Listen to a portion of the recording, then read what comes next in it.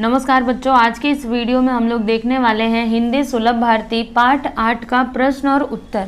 तो बच्चों देखो, आपके जो टेक्स्ट बुक है, जैसे मैं आप लोगों को दिखा देती हूँ, ये आपके टेक्स्ट बुक है। तो इसमें जो भी प्रश्न दिए गए हैं ना, सभी के उत्तर मैं आप लोगों को यहाँ पर देने वाली हूँ। जैसे ये आपका स्टार्टिंग में पहला प्रश्न है, उसके बाद और कहीं पे कुछ प्रश्न रहेगा, तो वो सारी चीज़ें मैं आप लोगों को इस वीडियो में बताने वाली हूँ। जैसे मैंने समझा, फिर अध्ययन कौशल, ये सारी चीज़ें। ठीक है, तो चलो शुरू करते हैं। तो बच्चों देखो, यहाँ पे शुरू में ही एक प्रश्न है, ज़रा सोचो और चर्चा करो। क्या है कि यदि सूर्य प्रकाश न होता तो इन पर क्या प्रभाव पड़ता। ठीक है, सोचिए, अगर सूर्य का प्रकाश नहीं होता, समझिए सूरज का प्रकाश है ही नहीं, तो इन लोगों पर क्या क्या प्रभाव पड़ेगा, वनस्पतियों पर क्या प्रभाव पड़ेगा, फिर पशु पक्षियों पर कैसा प्रभाव पड़ेगा, और लास्ट में जो मानव है यानी कि हमारे ऊपर कौन सा प्रभाव पड़ेगा अगर सूरज का प्रकाश नहीं है। तो इसका उत्तर देखो बच्चों, मैंने लिखा है इसका उत्तर। चलो मैं आप लोगों को पढ़ करके बताती हूँ, आप ध्यान से देखना कि सूर्य के प्रकाश के कारण ही पृथ्वी पर जीवन का अस्तित्व है ना। पृथ्वी पर जीवन क्यों है, ये बस सूर्य के कारण ही है। ठीक है, सूर्य के प्रकाश की ही वजह से। यदि सूर्य का प्रकाश न हो तो पृथ्वी पर जीवन ही नहीं होगा। पृथ्वी पर फैली हरियाली का मुख्य स्रोत सूर्य प्रकाश ही है। सूर्य प्रकाश न मिले तो पेड़ पौधे अपना भोजन नहीं बना सकेंगे और धीरे धीरे वे सूखकर खत्म हो जाएंगे। इसका सीधा असर उन पशु पक्षियों और जीवों पर पड़ेगा जो शाकाहारी हैं और पेड़ पौधों की पत्तियों, फलों इत्यादि का उपयोग भोजन के रूप में करते हैं, और इसी में मानव भी आते हैं, है ना। अगर सूर्य का प्रकाश नहीं होगा तो पेड़ पौधे और कुछ होगा ही नहीं, तो हम खाएंगे क्या बताओ। और भोजन नहीं मिलने से उनका अस्तित्व खत्म हो जाएगा। अगर हमको भोजन नहीं मिले तो हम जी पाएंगे क्या, नहीं जी पाएंगे, है ना। शाकाहारी जीवों के समाप्त होने पर उन्हें खाने वाले मांसाहारी जीवों के भोजन पर भी खतरा मंडराने लगेगा, और अंततः भोजन नहीं मिलने से सभी शाकाहारी और मांसाहारी जीव समाप्त हो जाएंगे। देखो बच्चों, अभी सोचिए कि शाकाहारी जीव तो पेड़ पौधों, फूलों, पत्तियों पे वो क्या है, निर्भर है। तो अगर सूर्य का प्रकाश नहीं तो वो पेड़ पौधे नहीं होंगे, वो जो जानवर है, जो शाकाहारी है, वो नहीं रहेगा। और जब वो शाकाहारी जानवर ही नहीं रहेगा तो जो उसको खा करके अपना पेट भरने वाले जो मांसाहारी जानवर है, क्या वो लोग जीवित रह पाएंगे, नहीं रह पाएंगे, है ना। तो इस प्रकार से जो पृथ्वी है वो पूरी की पूरी खत्म ही हो जाएगी, यानी पृथ्वी पे तो जीवन रहेगा ही नहीं। समझ में आया आप लोगों को। और बच्चों यहाँ पे देखो, अंततः, ठीक है, 2 बार यहाँ पे ऐसे करके बिंदु आ गया है ना, तो ऐसे आप लिखना, बताती हूँ मैं, ऐसे लिखना अंततः। ठीक है, यहाँ पे बस 2 बिंदु एक ही बार आएगा, मैंने यहाँ पे देखो 2 बार डाल दिया है, सो प्लीज इसको करेक्ट कर लेना। ओके, आगे क्या है कि पृथ्वी से यदि पशु पक्षियों, पेड़ पौधों, वनस्पतियों आदि का अस्तित्व खत्म हो जाएगा तो मनुष्य जो प्रत्यक्ष व अप्रत्यक्ष रूप से सूर्य किरणों व पृथ्वी पर मौजूद जीव जंतुओं, पेड़ पौधों, वनस्पतियों पर निर्भर है, उसका अस्तित्व भी खतरे में पड़ जाएगा। अतः यह कहा जा सकता है कि सूर्य का प्रकाश नहीं मिलने पर संपूर्ण पृथ्वी से जीवन व हरियाली क्या हो जाएगी, समाप्त हो जाएगी। तो सोचिए, ये सूर्य का प्रकाश कितना इंपॉर्टेंट है। हमको ये फ्री में मिलता है, इसलिए हम इसकी मतलब हमको लगता नहीं कि इतना महत्वपूर्ण है। लेकिन बच्चों, अगर एक दिन ना अगर सूर्य का प्रकाश हो, तो एक दिन की बात नहीं कर रही हूँ, अगर सूर्य का प्रकाश हो ही ना, तब तो पूरा के जो पृथ्वी पे जो पूरा जीवन है वो सभी खतरे में पड़ जाएंगे। ठीक है, तो इसीलिए सूर्य का प्रकाश बहुत ही ज़्यादा इम्पॉर्टेंट है। फिर जब आप उसके नीचे आएंगे ना, उसके नीचे देखो, ये आपका कविता है। ठीक है, इसके नीचे जब आओगे तो क्या है, मैंने समझा। तो बच्चों, ये पाठ पढ़ने के बाद आपने क्या समझा वो आप लोगों को बताना है। तो चलिए मैं आप लोगों को इसका उत्तर बता देती हूँ। तो देखो, जीवन संघर्षों से भरा हुआ है। जीवन पथ के प्रत्येक पड़ाव पर हमें दुख, दर्द, धोखा, निराशा, गरीबी जैसे नकारात्मक पहलुओं का सामना करना पड़ता है, लेकिन हमें इनसे निराश नहीं होना चाहिए ना। जीवन में हमारे कभी सुख आते हैं तो कभी बहुत दुख आ जाता है ना। सुख में तो हम बड़े खुश रहते हैं, अरे वाह वाह बहुत अच्छे दिन है, लेकिन जब दुख आता है तो क्यों घबराते हो। जैसे सुख को आपने एंजॉय किया, वैसे दुख को भी थोड़ा सामना करने की उसकी कोशिश करो, है ना। उससे घबराना बिल्कुल भी नहीं चाहिए। इन परिस्थितियों में भी यदि हम अपने भीतर सकारात्मकता बनाए रखते हैं तो धीरे धीरे सभी समस्याओं पर विजय प्राप्त कर हम अपनी मंजिल तक पहुंच सकते हैं। ठीक है, तो चलिए अभी आगे देखते हैं। ये तो मैंने समझा हो गया, यानी ये जो पाठ है, ये जो कविता है, इसको पढ़ने के बाद आपने क्या समझा था वो मैंने आप लोगों को बताया। अब यहाँ पे अध्ययन कौशल, तो इसमें क्या दिया गया है कि सौर ऊर्जा पर टिप्पणी तैयार करो और पढ़ो। अभी बच्चों देखो आप लोगों को क्या करना है, जो सौर ऊर्जा होती है ना उसके ऊपर टिप्पणी तैयार करना है और पढ़ना है। ठीक है, टिप्पणी मतलब क्या होता है, नोट्स लिखना किसी के ऊपर। ओके, तो क्या क्या बताना है आप लोगों को, महत्व और उपयोग, यानी सौर ऊर्जा का महत्व क्या है और उसका उपयोग क्या हो सकता है वो आप लोगों को बताना है। तो चलिए बच्चों मैं आप लोगों को इसका फटाक से उत्तर बता देती हूँ। तो देखो क्या है कि सौर ऊर्जा अर्थात सूर्य से प्राप्त होने वाली ऊर्जा। सौर ऊर्जा क्या होती है स्टूडेंट्स, सौर ऊर्जा मतलब क्या, वो ऊर्जा जो सूर्य से प्राप्त होती है। सौर ऊर्जा का उपयोग विद्युतीय व उष्मीय ऊर्जा के रूप में किया जाता है। यह ऊर्जा का एक ऐसा रूप है जो कम खर्चीला होने के साथ ही असीमित है।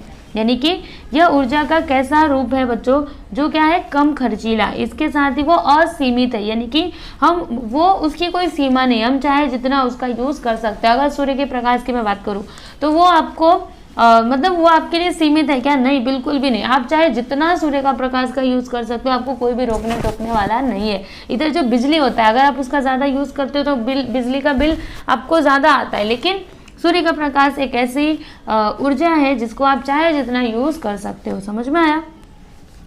इसके विपरीत ये देखो यहाँ पे क्या है कि अर्थात इसके खत्म होने का कोई भी संकट नहीं, मतलब ये क्या, असीमित है, मतलब खत्म होने का आपको कोई भी टेंशन इसका नहीं है। इसके विपरीत पारंपरिक ऊर्जा के स्रोत अधिक खर्चीले व सीमित हैं, और इसके विपरीत यानी इससे अपोजिट जो पारंपरिक ऊर्जा के स्रोत है वो क्या होते हैं, बहुत ही अधिक खर्चीले और सीमित है। ठीक है, इनके बढ़ते उपयोग के कारण भविष्य में इनके समाप्त होने का भी खतरा है, और ये जो सीमित संसाधन है इनके क्या हो रहे हैं, जो उपयोग है ना वो क्या हो रहा है, बढ़ रहे हैं। इसके कारण इनके खत्म होने का भी क्या है, खतरा है। इनके उपयोग से वातावरण प्रदूषित भी होता है, और जब इनका उपयोग ज़्यादा किया जाता है तो जो वातावरण है वो भी क्या हो जाता है बच्चों, प्रदूषित हो जाता है। कौन से यहाँ पे संसाधन की बात की जा रही है, कौन से ऊर्जा की बात की जा रही है, जो भौतिक ऊर्जा है, यानी कि पारंपरिक ऊर्जा के जो स्रोत हैं उनकी बात की जा रही है। ठीक है, ये सभी कैसे होते हैं, इनसे वातावरण को दूषित होने का भी खतरा होता है, जबकि सौर ऊर्जा वातावरण को कोई भी क्षति नहीं पहुंचाता है। सौर ऊर्जा का प्रयोग विद्युत बल्ब, भोजन पकाने आदि में कर सकते हैं। इसका प्रयोग कार, हवाई जहाज, बड़ी नाव, उपग्रहों आदि में लगाए जाने वाले उपकरणों में भी किया जाता है। सौर ऊर्जा के उपकरण किसी भी स्थान पर, यहाँ तक कि घर में भी बड़ी आसानी से स्थापित किए जा सकते हैं। ठीक है, ये इतना मुश्किल भी नहीं है, लगा सकते हैं सौर ऊर्जा आप लोग घर में भी। भारत में इस ऊर्जा के इस्तेमाल पर जोर देने के लिए सरकार भरपूर प्रयास कर रही है। ठीक है बच्चों, तो ये है आपका इसका उत्तर। अभी उसके आगे जब जाओगे ना तो क्या है, मेरी कलम से देखो, आप अपनी टेक्स्ट बुक में सारे क्वेश्चंस देख पाओगे।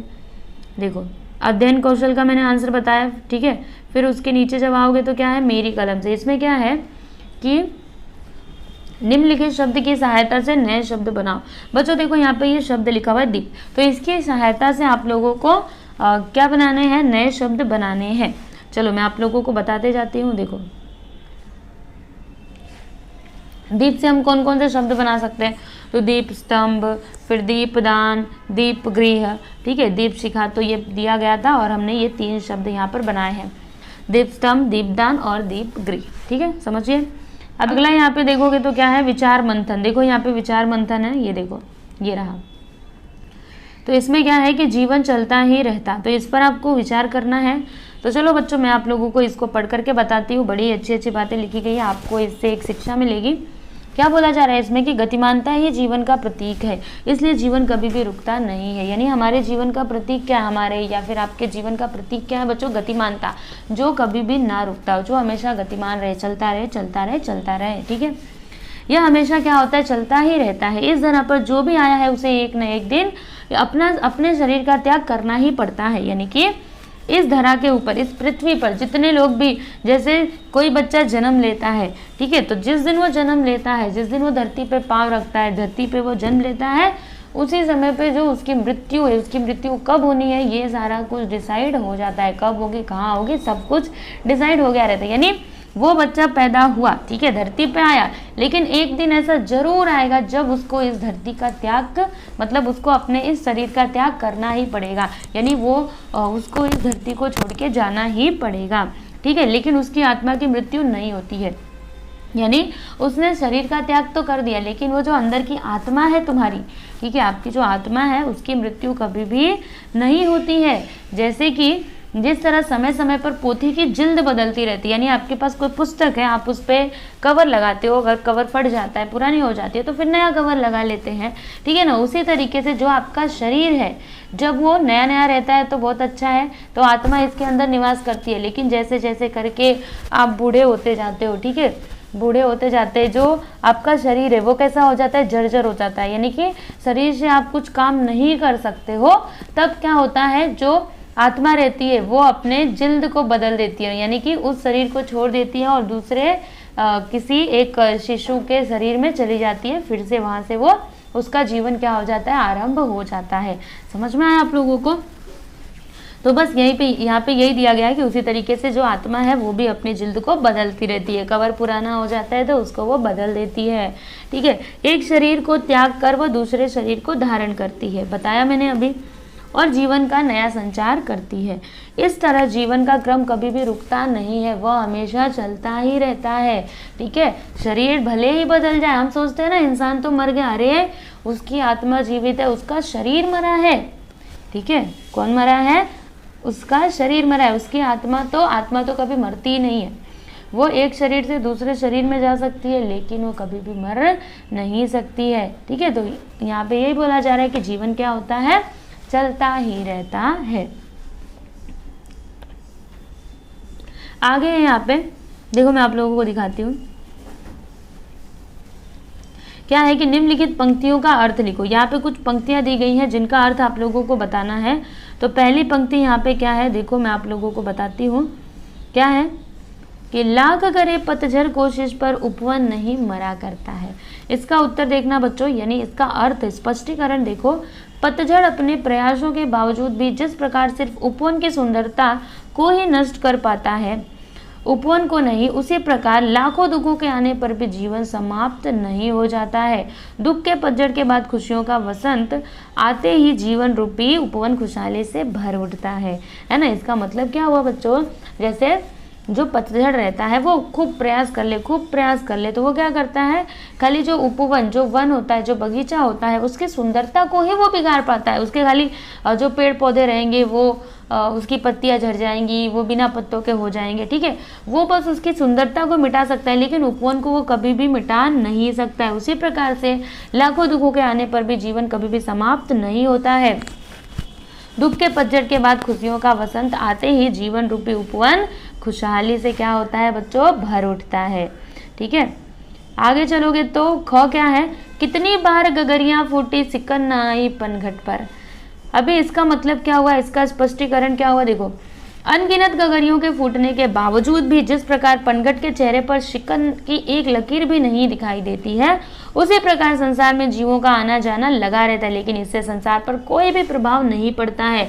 सही बात है ना, लोगों को ऐसा लगता है कि अरे हम नहीं रहेंगे तो क्या होगा, पर सच बात तो ये है कि अगर तुम नहीं रहोगे तो भी किसी के जीवन पे कोई प्रभाव नहीं पड़ेगा, ठीक है। एक दो दिन के लिए ऐसा लगेगा कि सूना सूना है, लेकिन फिर जीवन जो है वो नॉर्मली जैसे चलता है वैसे चलने लगता है कि नहीं, होता है ना ऐसे। तो बस यहाँ पे यही बोला गया कि अनगिनत गगरियां फूटी, जैसे पनघट पे क्या हुआ, अनगिनत मतलब बिना गिने हुए बहुत सारी गगरियां फूटी, लेकिन उस पनघट पे कोई भी थोड़ी सी भी सिकन या फिर थोड़ा सा भी दुख नहीं आया, ठीक है। बस यहाँ पे वही दिया गया है कि उसी प्रकार संसार में जीवों का आना जाना, मतलब संसार में कोई आता है कोई जाता है, ये तो लगा ही रहता है, लेकिन संसार के जो नित्य कर्म है उस पर कोई भी उनका प्रभाव नहीं पड़ता है, ठीक है। उसके बाद यहाँ पे दूसरा है, ये तो हमने देख लिया, ये देखो ये दो यहाँ पे जो क्वेश्चन दिए गए थे इसके आंसर मैंने बता दिए। अगला यहाँ पे दूसरा प्रश्न क्या है कि इस कविता का मुख्य आशय लिखो, यानी इस कविता का मुख्य आशय क्या है, मुख्य उद्देश्य क्या है वो यहाँ पे लिखना है, मतलब मुख्य अर्थ क्या है वो आप लोगों को बताना है। तो चलो मैं लिख करके बताती हूँ। देखो क्या है, कविता के माध्यम से यह समझाने का प्रयास किया गया है कि जीवन में उतार चढ़ाव स्वाभाविक है।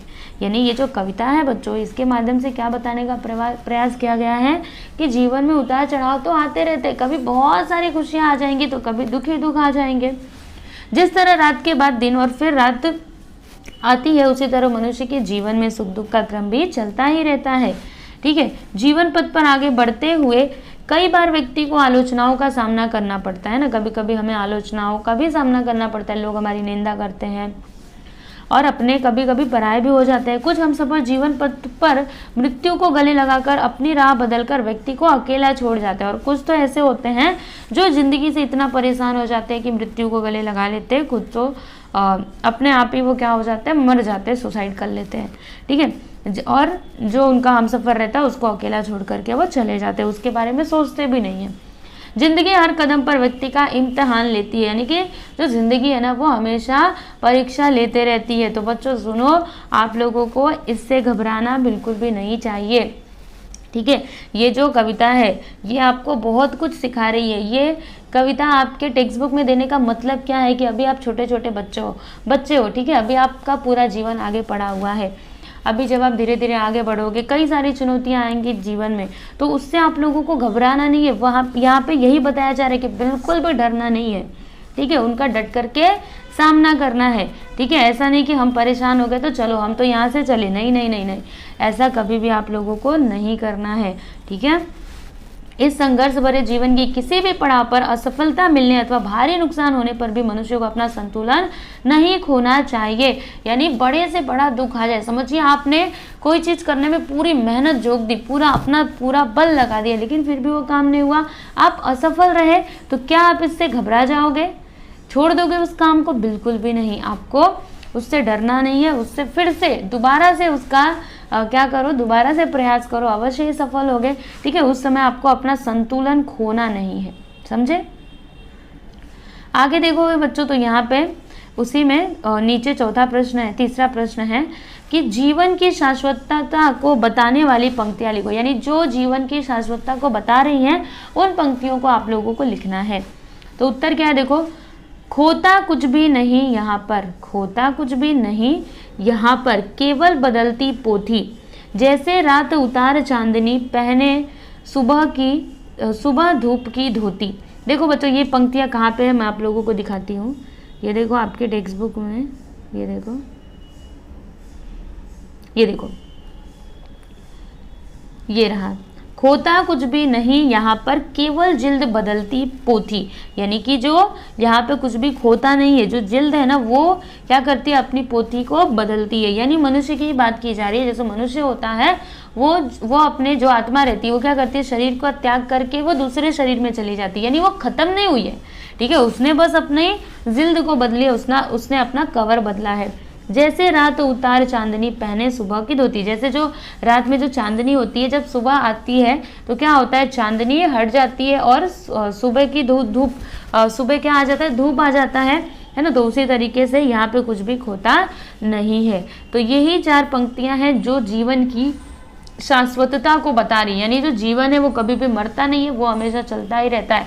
शाश्वत मतलब क्या होता है, हमेशा रहने वाला, जो कभी भी खत्म ना हो। तो जीवन कभी भी खत्म नहीं होता। ये पंक्तियां हमको, ये बात हमको कौन सी पंक्तियां बता रही है, तो ये चार पंक्तियां यहाँ पर हमको बता रही हैं, ठीक है। आगे देखोगे बच्चों तो क्या है, चलो मैं आप लोगों को बताती हूँ।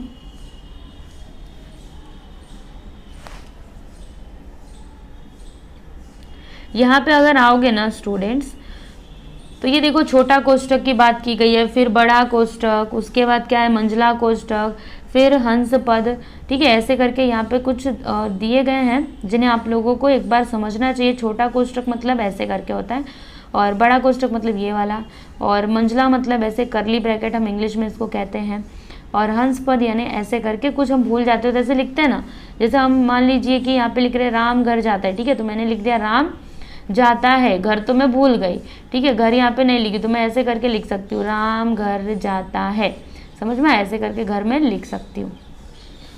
तो चलो अभी इसमें एक प्रश्न है, नीचे जाओगे ना एक बलून जैसा, उसमें एक प्रश्न है, क्या है, उचित विराम चिन्ह लगाओ। भी आपको इसमें उचित विराम चिन्ह लगाना है। तो पहला वाक्य क्या है कि कामायनी महाकाव्य कवि जयशंकर प्रसाद। तो सुनो ध्यान से, कामायनी महाकाव्य तो ठीक है, लेकिन कवि जयशंकर प्रसाद को आपको क्या करना है, ऐसे करके कोष्टक में लिखना है, बड़े कोष्टक में, समझे। आगे आओगे तो विशाखा, देखो इसमें ना दूसरा क्या है, दूसरा यहाँ पे वाक्य है, फिर तीसरा है, चौथा है, तो मैंने सभी वाक्य लिखे हैं। दूसरा वाक्य देखो, विशाखा लंदन से दिल्ली आती है, आती है, हवा जैसी आने की सूचना नहीं देती। तो विशाखा लंदन से दिल्ली आती है, ठीक है। हवा जैसी को आप ऐसे लिखोगे, यानी जो विशाखा है वो लंदन से दिल्ली आती है। कैसे आती है? हवा जैसे आती है, ठीक है। आने की सूचना नहीं देती। फिर बाल भारती सुलभ भारती हिंदी की पुस्तकें, तो इसको आप कैसे लिखोगे? ऐसे करके करली ब्रैकेट में, बाल भारती और सुलभ भारती हिंदी की पुस्तकें। किसी दिन हम भी आपके क्या आएंगे? घर आएंगे, ठीक है। ऐसे करके है, तो आप इसको कैसे लिखोगे? देखो स्टूडेंट्स, ये जो घर है ना, रुको मैं आप लोगों को एक चीज़ दिखाती हूँ। इसमें देखो, यहाँ पे क्या है? किसी दिन हम भी आपके घर को ऊपर लिखा है आएंगे, ठीक है। तो घर ऊपर लिखा है ना, तो इस तरीके से आपको निशान लगाना चाहिए। तो बस यहाँ पे मैंने वही लगाया है। देखो यहाँ पे घर नहीं लिखा है ना, तो आपके यहाँ पे घर आएगा, ठीक है। तो इसके ऊपर आप इस तरीके का निशान लगाओगे, किसी दिन हम भी आपके घर आएंगे। तो प्लीज़ इसको करेक्ट करना, सही से लिखना। फिर बस यहाँ पे हमारा ये जो लेसन था, जीवन नहीं मरा करता है, ठीक है। इसका प्रश्न और उत्तर हमने यहाँ पे ख़त्म कर लिया। और मैं ऐसा उम्मीद करती हूँ कि आप लोगों को ये वीडियो अच्छा लगा होगा। तो अगर आपको ये वीडियो अच्छा लगा तो लाइक करना और अपने दोस्तों को भी शेयर करना। ओके, बहुत बहुत धन्यवाद।